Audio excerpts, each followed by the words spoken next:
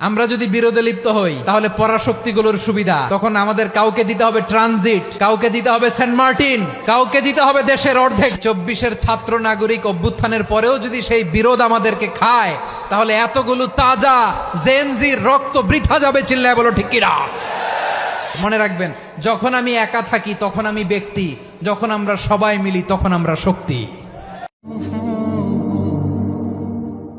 What are the drawbacks and disadvantages of division, social and political division in the society? Disunity. আমরা যদি বিচ্ছিন্ন হই, একে অপরের যদি মারামারি করি, একজন যদি আরেকজনের কাফের ফতোয়া দেয়, আমাদের কি ক্ষতি? এক নাম্বার ক্ষতি হচ্ছে আমরা যদি বিচ্ছিন্ন হই আমাদের শক্তি কমে যাবে, আমাদের পাওয়ার আমরা হারাবো। আমাদের কি হারাবো? পাওয়ার। মনে রাখবেন, যখন আমি একা থাকি তখন আমি ব্যক্তি, যখন আমরা সবাই মিলি তখন আমরা শক্তি। এই শক্তি নিয়ে আমাদের সামনে এগিয়ে যাওয়ার দরকার আছে না নাই? তাহলে আমরা যদি নিজেরা বিরোধে লিপ্ত হই আমাদের ক্ষমতা, পাওয়ার ছুটে যাবে। আমরা এই পাওয়ার হারাতে চাই না, ঠিক কিনা বলেন?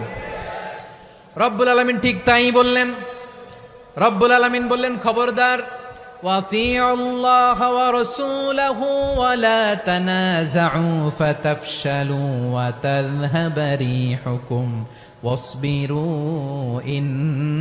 ইন্নাল্লাহা মা'আস সাবিরিন। আল্লাহর আনুগত্য করো, নবীর আনুগত্য করো, কিন্তু খবরদার নিজেরা বিরোধে লিপ্ত হয়ো না, নিজেরা মারামারি করো না, তাহলে তোমাদের শক্তি কমায় দিবে কে? ফাতাফশালু, তোমরা সাহস হারাবা, ওয়া তাযহাবা রিহুকুম, তোমাদের শক্তি কমে যাবে, পাওয়ার কমে যাবে। তাহলে আমরা যদি নিজেরা মারামারি করি, আমরা নিজেরা যদি বিচ্ছিন্নতায় লিপ্ত হই, আমরা যদি মতানৈক্য করি, তাহলে আমাদের শক্তি কমে যাবে, ঠিক কিনা? আমরা শক্তি কমাবো।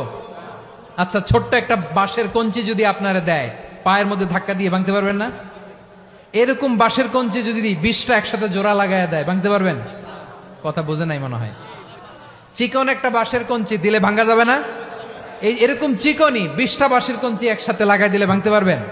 কারণ যখন আমি একা থাকি তখন আমি ব্যক্তি, যখন আমরা সবাই মিলি তখন আমরা শক্তি। আমরা যেন শক্তি না হারাই। আমরা বিরোধে লিপ্ত হলে আমাদের শক্তি কমে যাবে। এই হচ্ছে 1 নম্বর ডিসঅ্যাডভান্টেজ।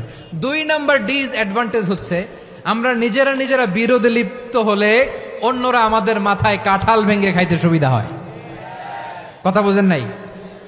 আমরা যদি বিরোধে লিপ্ত হই তাহলে পরাশক্তিগুলোর সুবিধা তখন আমাদের কাউকে দিতে হবে ট্রানজিট, কাউকে দিতে হবে সেন্ট মার্টিন, কাউকে দিতে হবে দেশের অর্ধেক। চিল্লায় বলো ঠিক কিনা?